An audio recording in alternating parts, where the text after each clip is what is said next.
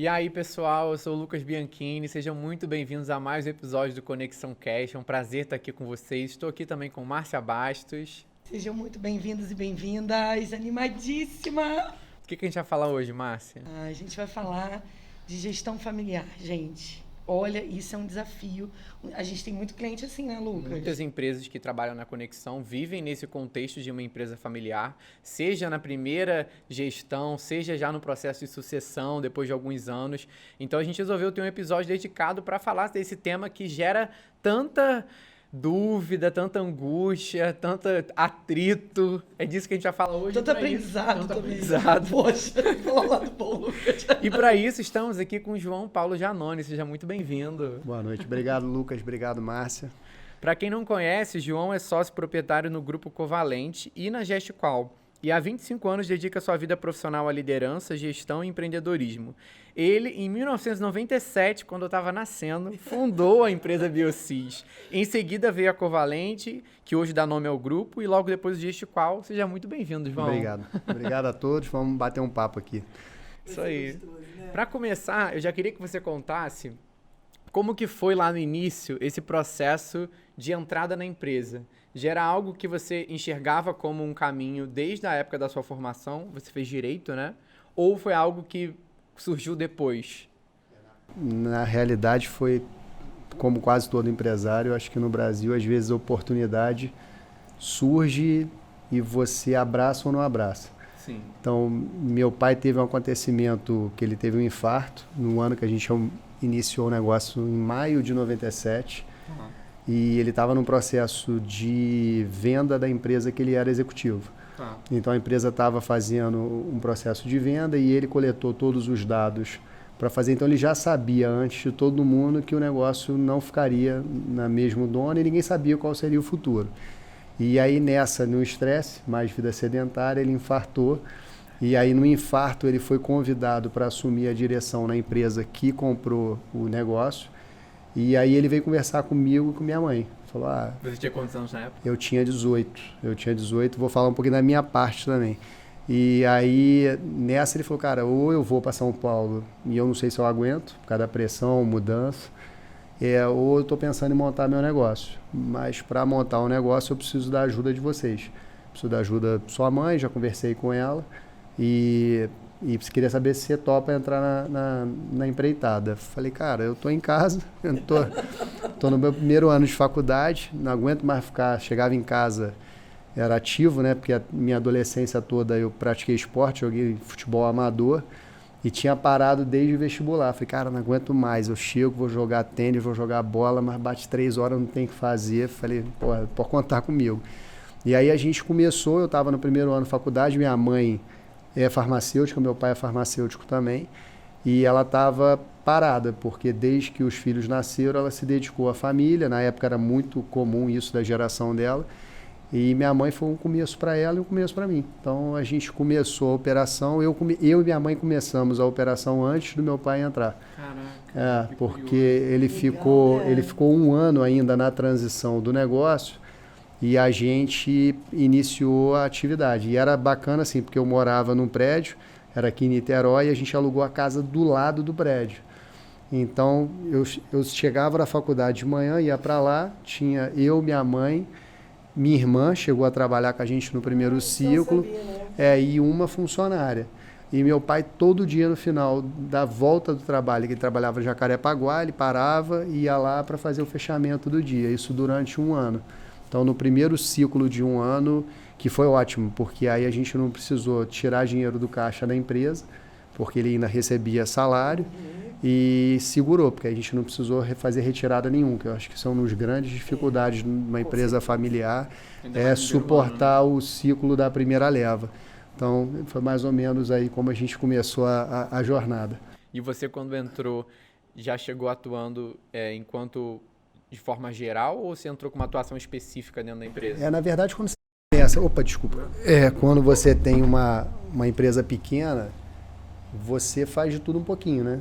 Eu brinco lá com os meninos que de quase toda a rotina lá que eles fizeram, eu já toquei em algum momento da minha vida, né? Desde o nosso negócio, até para explicar um pouquinho para as pessoas, a gente é uma empresa especializada na área de saúde. Então, quando a gente começou com uma importadora e distribuidora de produtos para laboratórios de análises clínicas. Hoje está mais fácil de explicar, a gente fabrica e vende teste Covid, então hoje todo mundo entende a nossa atividade. Então, nesse primeiro ciclo da importação, que era um comércio especializado, então eu fazia de tudo um pouquinho, fazia desde a parte comercial, compras, financeiro, reposição de estoque, entregador, motorista. 4 funcionários, né? Era pouca gente, você faz de tudo um pouquinho. Então, aí o bom é que você aprende tudo do zero, né? Você cria os processos do zero, você faz tudo do zero. Você tem a oportunidade de ver a operação na origem mesmo. Mas você ficou em paralelo fazendo a sua faculdade? Fiquei fazendo... Os primeiros 2 anos eu estudava de manhã e começava a trabalhar depois do almoço. Aí quando a coisa começou a engrenar, eu passei para a noite. E aí eu já trabalhava o dia inteiro, ia para a faculdade de noite, parecido com você. Eu ia para o centro do Rio, pegava a barca e voltava 10 horas, no mesmo esquema. Só que eu morava perto das barcas, era mais fácil. Não Legal. Precisava vir para RO aqui. Sim, é um desafio. O transporte por isso que eu me mudei também, né, Márcia? Fui para Icaraí. E, João, é muito comum quando a gente pensa em empresas familiares ter um movimento de uma certa cobrança e pressão da família para que você assuma esse negócio. Pelo que eu estou entendendo, no seu caso, não foi tão bem assim, né? Não. Foi uma coisa que partiu também de você. Na verdade, não sei nem te dizer que partiu no primeiro ciclo, eu acho que ele foi natural. Eu sempre fui, aí é da minha natureza, eu digo mais sim do que não. Então, dificilmente eu ia dizer não sem saber o que era. Então, a gente começou a jornada, eu fui. Não teve muito essa reflexão. Eu simplesmente entrei e dali fiquei. Em algum momento chegou a refletir sobre uma possibilidade de sair ali no final da faculdade? Em sair, eu não cheguei a pensar não, mas eu tinha um conflito interno do que fazer com meus 5 anos de faculdade pelo capital intelectual que eu tinha adquirido e pelos amigos. Porque como eu tenho um vínculo afetivo com as pessoas, aquilo ali me mexia um pouco. E aí eu cheguei a ter um escritório de advocacia. No final da faculdade eu tinha um núcleo de 2 amigos que a gente sempre falava que ia montar um escritório. E na época um amigo meu passou com 23 anos para procurador do Estado. E procurador do Estado pode acumular com advocacia, era o que ele queria. Então quando ele passou, eu liguei para ele, falei, vamos tomar um chopp e tal, para comemorar aqui, tomar um chopp, meu irmão, vamos montar um negócio. Aí eu falei, irmão, calma, primeiro vamos tomar um chopp, depois a gente toma um negócio. Ele falou, não, a gente toma um chopp montando um negócio.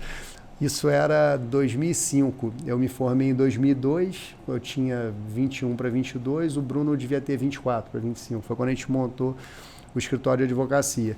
Só que o outro amigo nosso acabou não passando, aí a gente ele acabou não entrando, e aí ali me gerou um choque um pouco de... Eu me senti bem com a escolha, e aí acumulando o negócio já estava criando uma proporção grande, e eu ter que me deslocar para o centro do Rio, começar uma atividade fim completamente diferente do que eu estava habituado, o comércio é muito diferente, a indústria da prestação de serviço, aquilo foi me angustiando. E aí depois de 1 ano e pouquinho eu acabei optando em sair da sociedade, parte eu vendi para o meu sócio, que era cofundador amigo meu, e uma parte foi para minha prima e eles seguiram, estão lá com o escritório até hoje, já tem... Então teve uma tentativa, 17, né? Em algum momento tive, de ter um outro projeto mais seu, né? Tanto que o GESCOL é um projeto só meu, é um isso projeto aí só... falar também. De qual é o negócio dessa empresa. O GESCOL ele surgiu de uma época interessante, assim, porque eu acho que um dos desafios da empresa familiar é ela conseguir entender o negócio como negócio e não conectar somente a relação familiar, entender o negócio como uma atividade fim como qualquer outra. E a diferença é que você tem um executivo que foi formado dentro da família e você, quando tem uma empresa de capital aberto, você tem executivo que foi formado no mercado. Não necessariamente vai ser bom ou ruim, depende da qualidade das pessoas que estão lá. Então, mas nesse processo de crescimento, quando eu estava em 2008, eu estava numas férias, e foi no início, assim, nos primeiros 7, 8 anos eu não tirei férias nenhuma. E aí, quando bateu 2006, já tinham 9 anos de empresa, eu comecei a me dar oportunidade de ter algumas férias. E nesse ano, em 2008, eu tirei umas férias, eu fui, 4, 5 dias, no segundo dia de férias, né, começou a me ligar. Não, que estamos com uma auditoria surpresa aqui na empresa, e era um grande cliente, você está de férias, Leonardo está perdido, que o Leonardo é um dos meus sócios. não está conseguindo, achar documentação e tal. Eu falei, tem que voltar. Eu falei, cara, não vou voltar, Bruno. Eu falei, não vou voltar. Eu falei, não, não é possível, a gente tem que dar um jeito. E aí eu fui monitorando ali por telefone e tal, a gente acabou conseguindo conduzir a auditoria, mas minhas férias, que era para ser férias, virou inferno. Virou... A preocupação, a própria atividade. Você tinha que parar o tempo todo, ligar, atender. Você já não relaxava mais, já não estava ali 100% conectado com a minha conexão com as férias, foi pro saco. E aí, quando eu voltei das férias, e eu já tinha feito formação, já tinha acabado meu curso de MBA e já tinha feito também curso de auditor líder na parte de gestão da qualidade. E aí, quando eu voltei, eu conversei com os meus pais, né? Falei, eu preciso de 3 meses. Eu preciso de 3 meses para mapear definitivamente todos os processos, criar todos os procedimentos e tirar de mim. Eu não posso depender de nenhuma operação, atividade operacional precisa de mim e a gente precisa padronizar e treinar a equipe como um todo. Cara, foram os 3 meses mais alucinados da minha vida de entender mapeamento de processo, como desenhar o fluxo, como desenhar os POPs. É uma coisa chata. Cara, depende da... Tô falando meio... Não, depende do ponto de vista, porque quando você entende a ciência por detrás e você vê o benefício daquilo, aquilo te empolga. O que é difícil no processo... O benefício seu era ter menos trabalho. Não, então, e o meu benefício era que as coisas funcionassem de uma maneira que eu conseguisse ter uma certeza que o produto ia chegar à qualidade na ponta e a dependência fosse menor minha, porque eu tinha criado uma centralização que é natural numa empresa familiar e um grande desafio é você desconstruir e quanto maior a empresa vai vindo, você vai tendo ciclos de amadurecimento na gestão. E naquela época eu tinha que diminuir a centralização, porque tudo estava girando muito em torno de mim. E aí o propósito era esse. Então foram 3 meses assim, que a gente conseguiu mapear 15 macroprocessos, que deu mais de 150 fluxogramas e 150 procedimentos detalhados. Foi alucinante.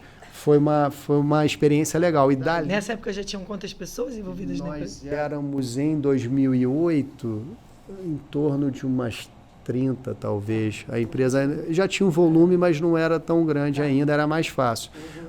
E como era eu que estava conduzindo, era o dono, também as pessoas têm um grau de interação, infelizmente, mais rápido. Então, eu acabei conseguindo acelerar o processo, porque a tomada de decisão era toda automática ali, né? Então, quem elaborava já tomava a decisão, já aprovava e a gente acelerou o processo. Seu, né? Então, tinha de fazer a coisa andar. E aí, quem assumiu o trabalho comigo, ele era o primeiro funcionário meu na fábrica, que é na Covalente, e ele sempre foi muito bom de pesquisa e muito bom de tecnologia. Então, para viabilizar, a gente automatizou muito a operação de criação dos fluxos, a gente preenchia um formulário, do formulário já automatizava a criação dos fluxogramas de maneira automática. E aí, quando acabou, eu só não chamei o Léo para tomar o show porque ele não bebe. mas a ideia era essa. Aí eu perguntei para ele se ele queria montar uma empresa para a gente tornar aquilo que a gente fez em 3 meses um produto comercial. A gente levou 1 ano e meio brifando a ideia, até ter certeza do que a gente queria. A gente fez alguns pilotos internos meio caseiro. Foi quando eu contratei o primeiro estagiário, que depois virou nosso sócio. E aí a gente montou um software de gestão para qualidade. E o propósito do software é você facilitar e simplificar a implantação dos sistemas da qualidade dentro de empresas de qualquer natureza que tenham o propósito de ter certificação ou acreditação. Então, o primeiro laboratório foi a própria até hoje Até hoje a gente... E é um lado bom também, porque a gente consegue debugar antes de ir para o mercado, a gente consegue experimentar para saber se ficou adequado. Excelente. Então, isso é bem útil. Como o negócio nosso é regulamentado pela Anvisa, a gente tem toda a regulamentação. A gente tem a regulamentação lá de Anvisa, de Ministério da Agricultura, Polícia Federal, Polícia Civil, Exército. Então, a gente é bem regulado. E aí a regulamentação força você ter controle. Ter controle. E às vezes é muito comum mesmo o empresário. Ele começa num negócio familiar, ele quer abrir outros negócios em paralelo para poder ter um pouco, né? Porque em algum momento você já domina aquilo ali, né? E aí você quer um pouco mais, né? Ou você já pensou em mais negócios ou não? Não. Até pela característica nossa lá, a gente empreende dentro do negócio. Então, hoje a gente atende um público muito maior do que a gente atendia na origem do negócio. Então, a própria diversificação de produto e de cliente dentro do nosso próprio negócio é tão grande que já tem uma complexidade natural produzida pela quantidade de ideia que a gente tem lá dentro. Então, legal. E até para o pessoal entender, João, qual é a proporção hoje do Grupo Covalente? Tu consegue passar alguns dados, assim, número de colaboradores, hoje, principais conquistas, tamanho, vendas? Hoje a gente começou o negócio, era numa... A gente até, quem quiser depois visitar nosso site lá, era uma casinha de 100 metros quadrados. Éramos eu, minha mãe, minha irmã e a Rose, que está com a gente até hoje, que foi a 01 nossa. E na época... Ela tem orgulho de falar. Na época nós éramos 4, tínhamos 4 fornecedores que a gente trazia material da Alemanha, da Bélgica, da Escócia e da Coreia. Eram 4 fornecedores principais e tinha uma abrangência até legal, porque a gente acabou aproveitando o canal de distribuição que meu pai tinha acesso. Então a gente acabou logo de cara tendo uma abrangência bastante adequada. E de lá para cá, hoje nós somos 85 funcionários, CLT, e tem uma galera que presta serviço como PJ, como consultor, principalmente na área de serviço de engenharia, então, e a parte comercial. Então, se você somar o pessoal que é prestador de serviço, diretamente com a gente, deve estar dando na casa de uns 115, 120 pessoas. Para a nossa operação é até bastante, a gente ainda está no processo de expansão, porque quando eu sempre faço essa brincadeira, laboratório, a proporção de laboratório dentro da área de saúde talvez seja o menor segmento dentro da área de saúde. Então a escala nossa é pequena. Você pegar você com 25 anos, se você não teve nenhum problema de saúde, provavelmente você nunca foi no laboratório. Há uma grande probabilidade de você nunca ter colhido sangue, mas você vai na farmácia... Eu faço isso por conta do exame anual, de check-up, que eu me importo com isso. Então, mas você é exceção. Mas você é exceção. E na prática, a cultura mundial está mudando. Sim. Tanto o aumento da escala do acesso, o diagnóstico passou a ser muito importante, tanto para o clínico, hoje ele não vive sem nenhum diagnóstico in vitro, nem o de imagem, mas ainda proporcionalmente você entra na farmácia 2 vezes na semana brincando. Para comprar uma Neosaldina, para comprar um shampoo, para comprar qualquer coisa, você compra toda hora. E você vai, eventualmente, quando necessário, no laboratório. Então, a escala nossa é muito menor do que uma indústria na área de saúde, de um modo em geral. Então, hoje a gente vem num processo de expansão bem grande, a gente atende um volume de segmento grande, que é o que dá um pouco de complexidade para o negócio. Foi aumentando. Hoje a gente atende, por exemplo, a medicina esportiva. A gente começou na época da Olimpíada, a gente patrocinou o Laboratório Olímpico, e de lá para cá a gente hoje atende o Comitê Olímpico, atende a CBF, atende o Flamengo, atende o Fluminense, Botafogo, CBV, várias voltadas para a área do esporte, que é uma tecnologia. O cara acabou de fazer um jogo, ele coleta sangue e vê o resultado do atleta, porque o atleta é caro. Então é muito mais barato você investir na ciência do que você ficar com o atleta parado por um desgaste na musculatura, por exemplo. Então esse é o papel que a gente faz. A gente ampliou a medicina veterinária. Hoje a gente atende mas engrenou agora, porque demorou muito tempo para conseguir a autorização do mapa. Esse é o lado também do Brasil, que tem todo um processo de tempo natural. A gente hoje está atendendo, que é o clássico nosso, hospital e laboratório.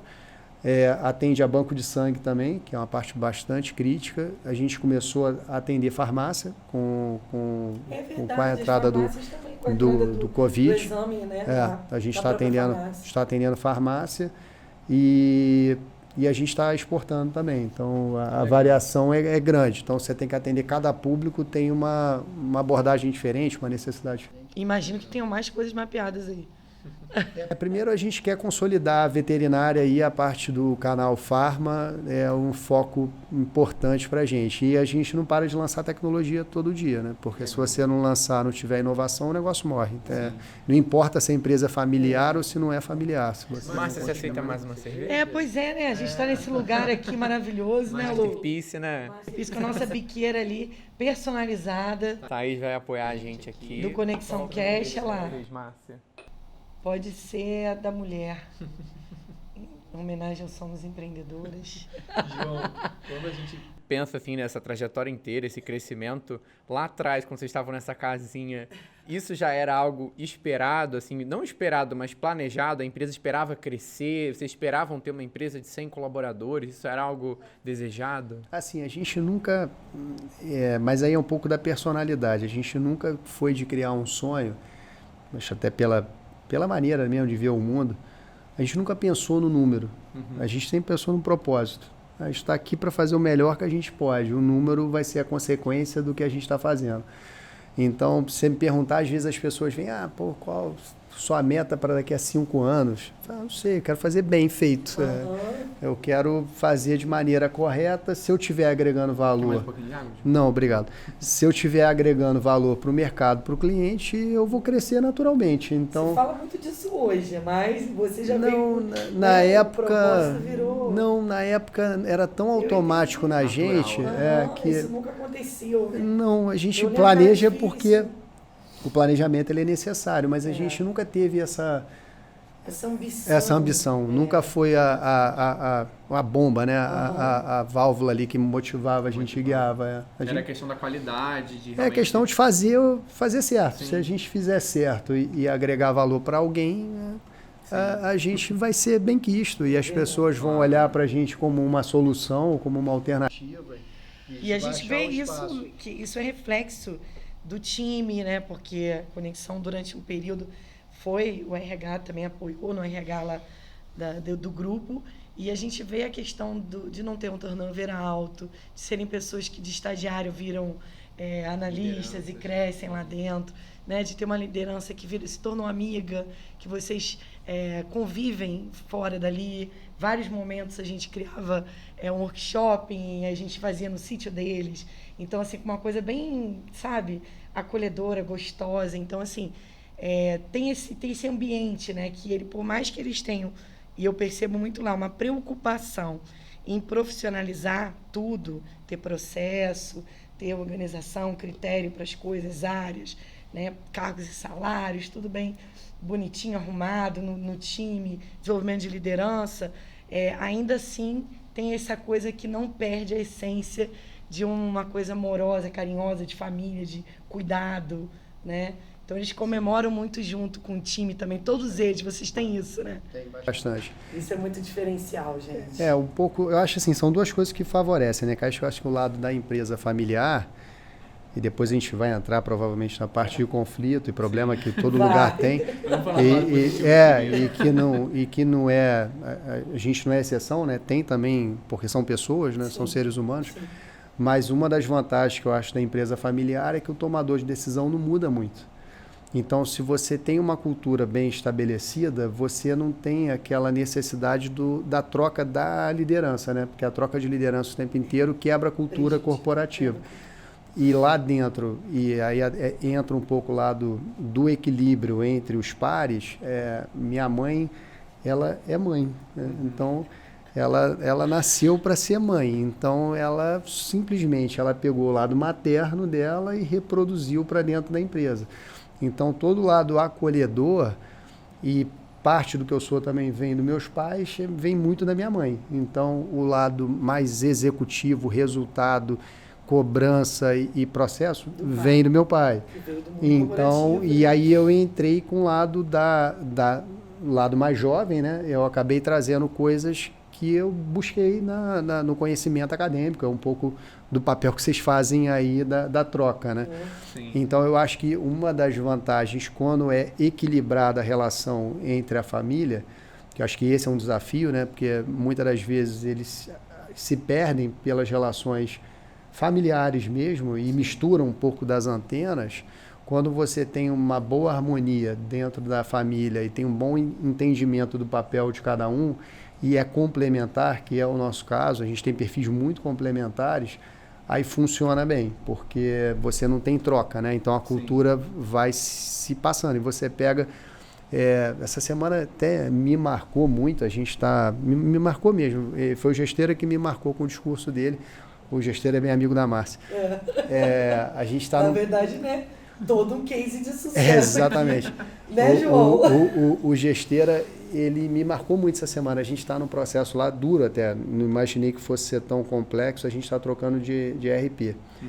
A gente está saindo do RP que está conosco há 17 anos e estamos indo para o SAP. Então, ir para o SAP é toda uma mudança mesmo, porque a gente está indo para um sistema que é ponta em empresa grande, que o volume de empresas familiares que tem SAP é pequeno, não é grande. Sim. E aí, a empresa que está prestando serviço para a gente, acho que ela não deu a devida atenção no início do processo, e ele me falou na reunião que ele estava com a gente revisando o cronograma para tentar encaixar, ele falou para a menina, falou, aqui a gente respira produtividade, porque é cultural. A cultura passa lá de cima e a gente na liderança tática passa para a equipe, então se você não melhorar seu processo não vai entrar. E aquilo me marcou, que você vê que a cultura vai ficando mesmo. Eu acho que a não troca de comando o tempo inteiro, você tem um lado bom e um lado ruim. O lado bom é que a cultura se permeia. Agora, se não oxigenar, pode ser que a coisa se perda. Então, o desafio Você pode permear uma cultura ruim também, né? Pode, total. O desafio é você conseguir manter uma cultura positiva e com uma cultura que acompanha a mudança de mercado, né? Qualquer mercado hoje em dia, o nível de aceleração e de troca chega a ser quase desumano, né? Porque você tem uma ideia hoje, daqui a 6 meses ela caducou, daqui a 1 ano você já é outra e a vida vai seguindo. Também você, né? Eu acho que você nunca... porque às vezes para você tava ali, né, confortável, vamos dizer assim, só que você também é um cara que tá ali, procura mais, estuda, se provoca, se questiona, procura novas tendências, se conecta com mais pessoas para procurar. Eu acho que isso faz a diferença também de você não se sentir, né, respeita a opinião das pessoas, ouve sua liderança. Essas coisas fazem a empresa ter uma estrutura diferente. Assim, eu acho que o empresário hoje que não entender que tem que tomar decisão de maneira rápida e tem que estar em constante evolução, ele vai morrer. Ele não precisa ser uma empresa familiar para morrer. Ele pode morrer sendo uma Xerox, sendo uma Canon, sendo... Se ele não acompanhar a tendência, vai vir uma Netflix e vai matar a locadora. Você tinha lá uma... Qual era o nome da locadora que tinha em toda a esquina? Você tinha uma Blockbuster em cada esquina. Pôde comprar a Netflix. Exatamente. Ele não enxergou. Então, e não era uma empresa familiar, era uma empresa já numa escala muito maior. Ainda se tem muito estigma da empresa familiar não profissional, realmente é uma realidade, se você for olhar na quantidade, mas não é exclusividade da empresa familiar. Não. A gente entra em muita empresa que não é familiar, que tem padrões, verdade, O sucesso ele pode ocorrer tanto numa empresa familiar quanto numa empresa com capital aberto ou com uma gestão de fora, né? E como o fracasso também independente. Eu acho que vai muito mais da filosofia e da cultura interna do que o rótulo. Mas é difícil mesmo você matar o rótulo, porque...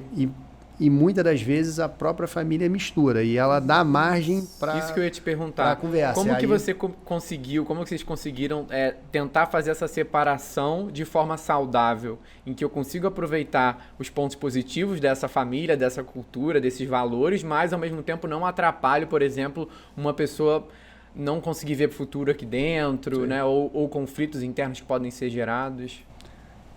Assim, é complexo. Eu acho que o conflito ele é inerente do ser humano. Eu acho que ele faz parte do nosso dia a dia. Então você pega, por exemplo, dentro de uma equipe, se não tiver um alinhamento entre a liderança e a equipe, você pode estar numa empresa enorme, porque não vai funcionar. Então, quando você não tem um bom alinhamento entre a liderança e ela sendo familiar, isso às vezes tem uma mistura, e principalmente eu acredito num processo de transição de geração, deve ser muito mais complexo, eu não peguei isso. Então, eu já nasci lá dentro, então eu acho que um dos maiores desafios da perpetuação da empresa familiar e que eu acho que se perde é na transição de geração, porque quem chega da segunda geração já chega com uma estrutura pré-estabelecida e muitas das vezes ele vem com o olhar de fora e com coisas novas que talvez quem está lá dentro não tenha capacidade de ouvir e entender que ele está tentando mudar para o bem. E muitas das vezes o jovem também não entende que ele tem que dar um time para o outro absorver. Então, essa quebra de choque de geração, eu acho que deve ser um problema. Eu não sei o que vai ser daqui a uns anos, se eu tenho 2 filhas, se elas vão querer incorporar, mas se elas quiserem entrar no negócio e não estiver no negócio, com certeza isso vai ser um desafio para mim.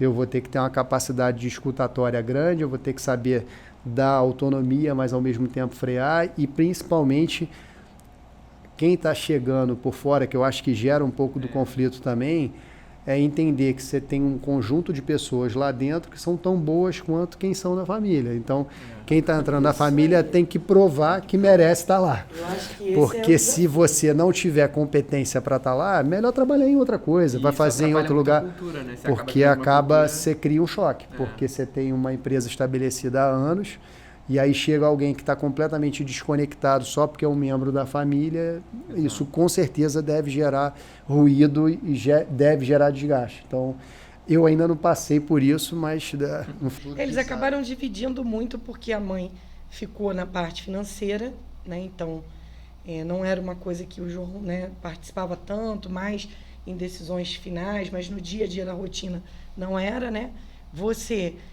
Ele ficou com algumas atividades... porque eles são 2 empresas, não, quer dizer, agora é um grupo, mas tem uma estrutura de apoio e tem a fábrica. Então a estrutura de apoio ficava muito mais sob a sua responsabilidade e a fábrica mais sob a responsabilidade do pai. Então também eu acho que isso colabora nessas questões dos papéis. Não quer dizer que eles que eles não se misturavam em alguns momentos. Teve períodos que você apoiou muito financeiro, né? Eu me lembro. Lá eu vou te falar que isso, no nosso caso lá, é um dos maiores desafios, porque e todo funcionário novo que chega no nível mais próximo da gente, a primeira coisa que eu levo um gasto, um bom tempo, é explicando quem sou eu, quem é o Janone, quem é a Vera. E o que ele tem que tratar comigo, o que ele tem que tratar com o Janone, o que ele tem que tratar com a Vera. Porque como a gente tem competências complementares, até pela formação acadêmica, eu fiz Direito e depois Administração, e meu pai vem na base científica. Então, toda a parte técnica eu acabo me envolvendo porque eu entro no processo, mas eu não tenho base teórica. E a base de gestão hoje já está muito na minha mão. Então, muitas das coisas é um assunto técnico, mas precisa de uma decisão de gestão. E aí mistura mesmo. E para até o cara entender a cultura da empresa, leva tempo. Isso tem não que ter é algo paciência. de uma empresa familiar, é algo de uma empresa... né? Mas isso eu acho, no meu caso lá especificamente, eu acho que é único. Porque a gente criou um modelo lá tão conectado um com o outro, a gente tem até uma codependência mesmo entre a gente. A gente tem uma sintonia entre a família que é óbvio que eu já tive vários conflitos com meus pais, principalmente na época que eu fui amadurecendo mais, mas hoje nosso grau de alinhamento, então muita coisa a gente decide sozinho, junto, né? Então... eu falo com quem? Falo com o João, falo com o Janone, falo com a Vera. Com a Vera nem tanto, porque ela é atividade fim, mas entre eu e o Janone gera de vez em quando as bolas divididas. E atrapalha. E quando vocês têm esse conflito, ou não sei se vocês têm algum padrão nesse sentido, na questão de tomada de decisão final, vocês dividem responsabilidade? Por exemplo, isso aqui, no final, eu decido, isso aqui você, ou é tudo, vamos tentar chegar num acordo? Depende do assunto, assim, tem assuntos hoje que apesar de eu tomar a decisão sozinha, eu tenho um hábito do compartilhamento muito internalizado dentro de mim. Então, eu compartilho mesmo sem precisar, eu tenho a cultura de compartilhar, que ajuda, porque eu envolvo e na hora da dificuldade tá tá próximo, eu tenho apoio. Se eu não tivesse compartilhado, eu não teria apoio, porque eu não estaria envolvendo em nada. Mas depende do assunto. Ele toma a decisão e compartilha comigo, e às vezes eu tomo a decisão e compartilho com ele. Mas os grandes marcos, a gente toma a decisão, grande maioria das vezes, em conjunto. Legal. Faz muita diferença, né? Porque cria essa colaboração e essa união de visão, né? Que a gente percebe que é algo que acontece muitas dificuldades em algumas empresas. Como a gestão começa a ficar muito dividida, parece que a empresa tem duas direções opostas. E aí você vê, parece que um grupo meio que segue um lado, outro o outro, e aí você no final, né, acaba... Lá, até quando a gente começou a fazer o RH lá, uma das grandes coisas era essa, assim, por fisicamente estar em lugares diferentes, a empresa tinha esse comportamento de aqui, como tem essa gestão mais técnica e a outra, né? Então, naturalmente, parecia que tinha que eram duas empresas que não... Mas, na verdade, entendeu? Era uma carência. Mas como o escritório principal fica em uma das empresas aqui no centro, a frequência e a quantidade de ida da alta direção na fábrica era mais baixa. Então, havia uma autonomia que, por um lado, eles tinham mais autonomia do que no processo comercial de outras áreas, que a gente se metia menos, mas, em contrapartida, havia uma carência ali, entre até a gente conseguir integrar. E a própria mudança de marca ajudou muito, porque a gente pegou o lado mais carente, que era o que tinha mais nome no mercado, para unificar tudo, né? Numa bandeira só, ficou mais fácil. Né? Deu, foi bom. Veio no momento legal também. E quando você olha para esse time que está aí entrando na empresa agora, eu sei que você tem muito esse papel de desenvolver as pessoas dentro da Biocis e agora do Grupo Covalente. Quando que isso surgiu, essa vontade de acreditar que esse é o caminho que faz sentido para vocês, de desenvolver as pessoas internamente e talvez não captar diretamente do mercado alguém com muita experiência? Assim, veio sobre vários... Não foi um fator só. Eu acho que é um conjunto de fatores. O primeiro, o meu pai especificamente, ele tem um conceito de gestão enxuta que ele é muito, muito preocupado em como crescer o quadro. Então, ele sempre falava, se tiver gente demais, é muita papo paralelo, é difícil de administrar, o recurso é melhor ser escasso do que ser abundante. E ele sempre falava isso. Então, para eu convencer ele para abrir vaga nova, sempre foi um desafio. Hoje em dia está bem mais fácil. Mas no início lá, que a coisa era menor, então o estagiário foi um instrumento que eu utilizei até para convencer ele. Está trazendo um estagiário, fazer um piloto aqui, se der certo a gente vai formando. E chegava, tinha necessidade, tinha carência, e a pessoa fazendo um bom trabalho, a gente acabava retendo e ficando. Então, isso foi, de fato, um motivo, e que uma estratégia minha de convencimento com meu pai de ir ampliando.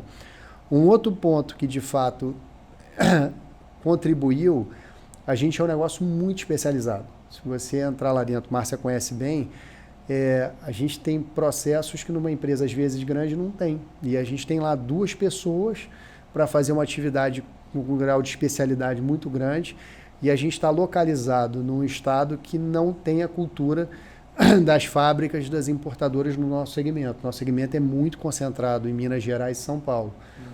E, na época, por um bom período, o trabalho remoto não era algo tangível, ele se tornou a partir da pandemia. Então, eu tinha que formar mão de obra interna, porque eu não tinha mão de obra especializada disponível. Então, nessa situação, a UF passou a ter um papel importantíssimo na história da empresa. Você pegar a Universidade Federal Fluminense para a gente é quase um mantra lá. A gente tem um volume de pessoas lá dentro que veio da UF em parceria com a UF absurda. Então, o fato da cidade ter mais de uma universidade é que a gente tem a UF, tem a La Salle, tem o Universo, tem Estácio, tem bastante hoje em dia a Anguera. Isso ajudou pra caramba, porque a gente não está na capital, mas está no local que tem um berço de ciência. E é muito estratégico pensar dessa forma em desenvolver a pessoa dentro da empresa, né? Acho que no médio e longo prazo é algo assim maravilhoso. No final, a gente criou desafios. A gente criou a cultura em cima disso. E aí hoje a gente já não consegue manter 100%, porque como a gente já está no nível de complexidade, Claro. quando tem alguma troca, às vezes a gente tem que buscar no mercado, pelo grau até de responsabilidade da gente não ter conseguido repor, mas ainda é muito forte isso lá dentro. Sei lá, talvez 85% da equipe foi formada lá dentro. Que legal. Uma boa probabilidade. Há muitos anos. Que legal. Até a gente tem algumas ações lá de RH, acho até que foi vocês que criaram, que era a gente de premiação com 5, 10 anos. Que legal. E quando a gente pensa nesse tema de turnover, é um tema muito complexo no sentido de existem diversas coisas que a empresa pode fazer ou não para ter isso positivo.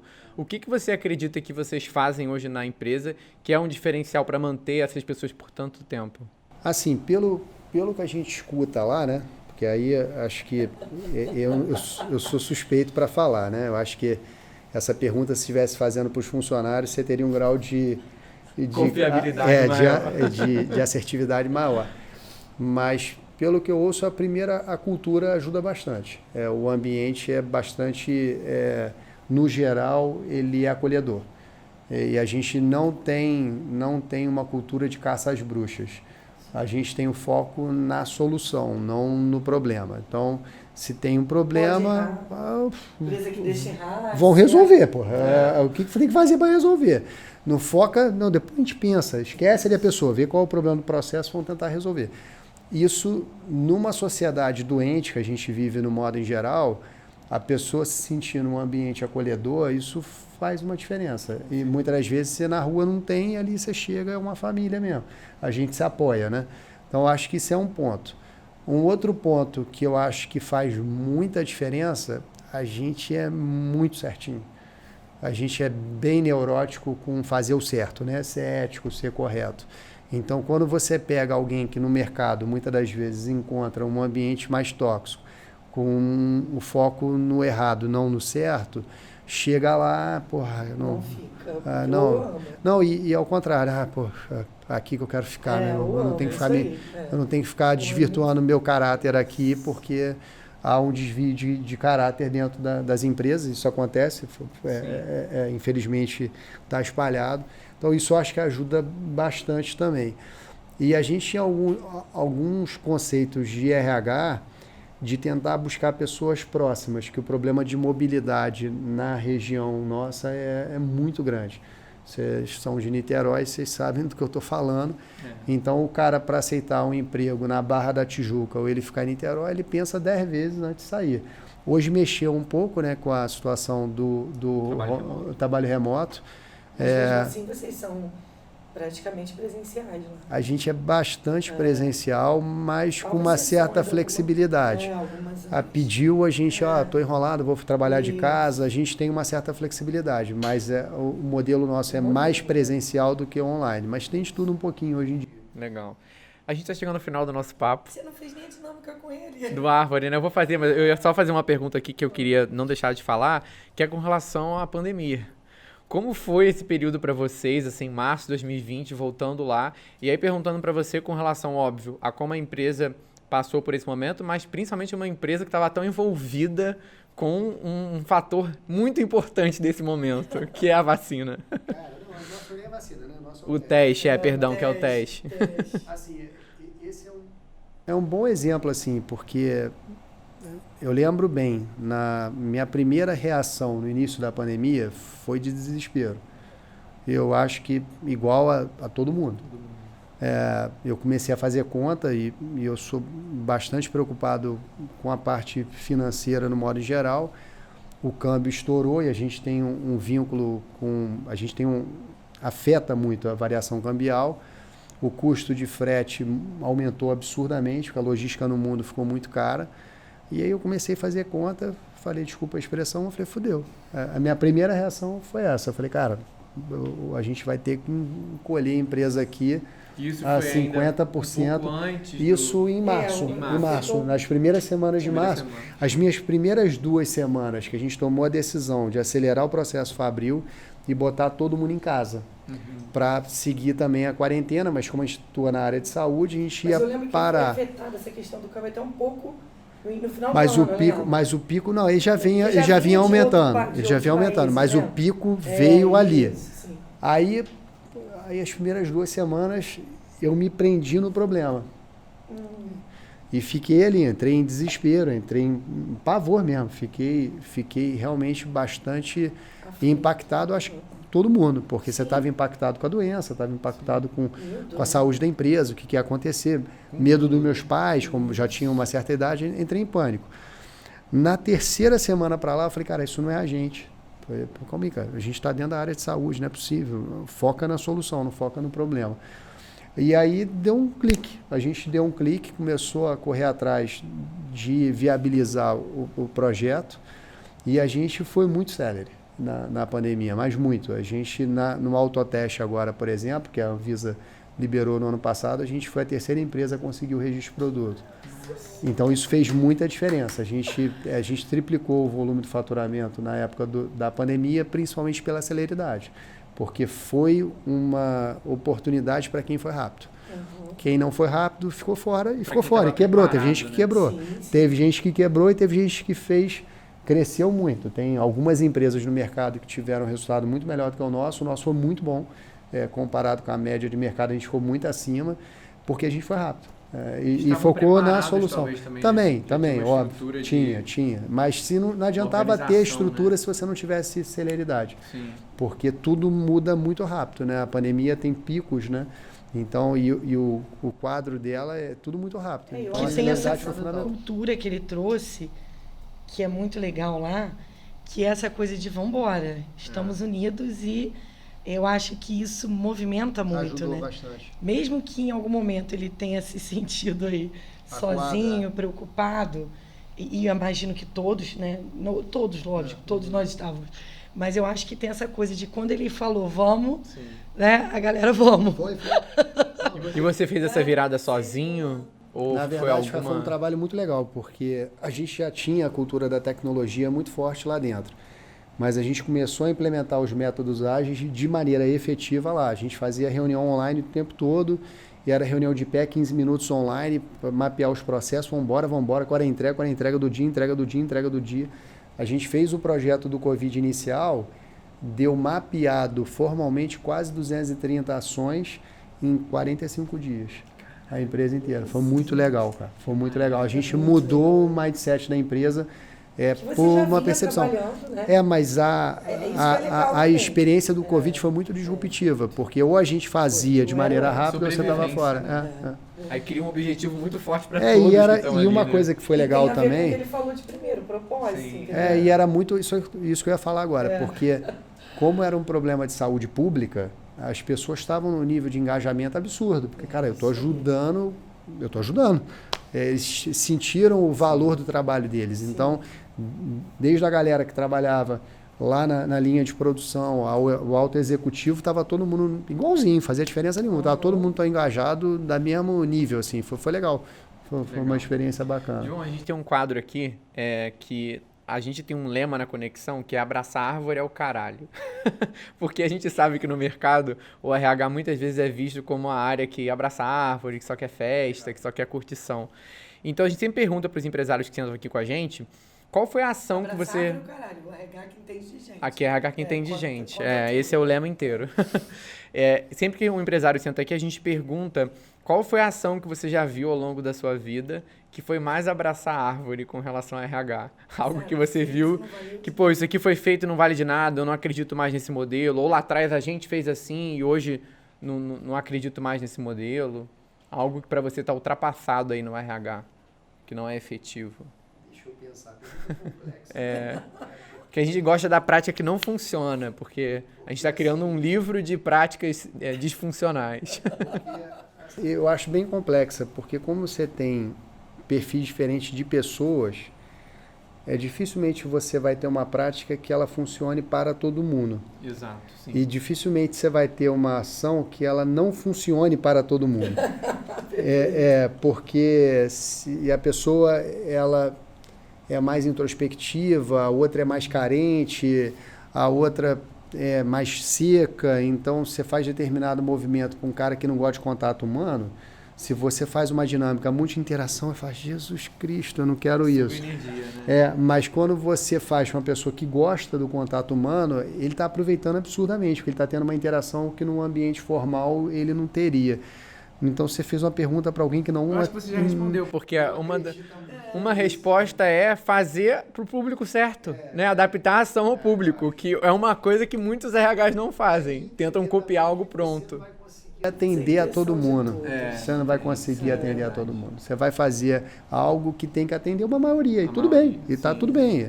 O papel de vocês, às vezes, ele é mal avaliado, porque quando o executivo ele espera um resultado que ele vai transformar, ele não vai transformar. Quem transforma é a cultura. Você colabora com o processo de transformação. Exatamente. E que é um processo lento. Vocês não vão chegar lá, dar um treinamento de liderança, o cara vai ser líder do dia para a noite. Não vai. Então, eu acho que o principal é isso. Assim, ele tem que entender que o processo do RH é um processo contínuo, de erros e acertos, como qualquer coisa dentro da empresa. Você não faz um trabalho de marketing, toda a campanha de marketing que você faz dá resultado. Você não faz uma ação de venda e toda ação de venda sua dá resultado. Você querer achar que o RH vai ter resultado toda hora é ilusão. É verdade. É doideira. Muito legal. Muito bom. É isso, João. Muito obrigado pela presença. Onde o pessoal pode te encontrar aí nas redes sociais, acompanhar o grupo? Eu sou muito ativo na rede social, não. No LinkedIn eu sou. Porque o LinkedIn é uma ferramenta profissional, então sim. Lá eu aí, qual tá seu nome lá? Pergunta difícil, hein? João Deixa eu ver como é que tá a minha... João Paulo Janone, a Marcele tá confirmando. E no Instagram, cara, eu tenho lá o perfil, mas eu... Exatamente. Instagram Grupo Covalente. Eu fujo do Instagram. Márcia, onde o pessoal pode te encontrar? Tô na conexão, gente, sempre. Todo mundo sabe, Márcia Gave Bastos. Isso aí, pessoal, de novo, muito obrigado aí pela presença de todos. É muito especial poder receber vocês aqui. Quem tiver dúvidas sobre a empresa, sobre o que a gente conversou, coloque aqui nos comentários que a gente vai estar atento aí respondendo. Para você que está ouvindo no Spotify, só o nosso áudio, convido você também a compartilhar o episódio com quem vai curtir esse conteúdo, pessoas que você conheça que estão na gestão de outras empresas familiares ou que estão entrando numa empresa familiar, que foi realmente um episódio muito aprendizado. Peraí, que eu quero agradecer a Masterpiece. Olha, temos uma biqueira ali com a nossa marca. Sou apaixonada pela empresa também. Quero agradecer esse acolhimento que vocês têm oferecido aqui pra gente, né? Então, isso não podia faltar. Obrigada, João. Obrigado a vocês, foi ótimo. Tchau, valeu, pessoal. gente. Tchau.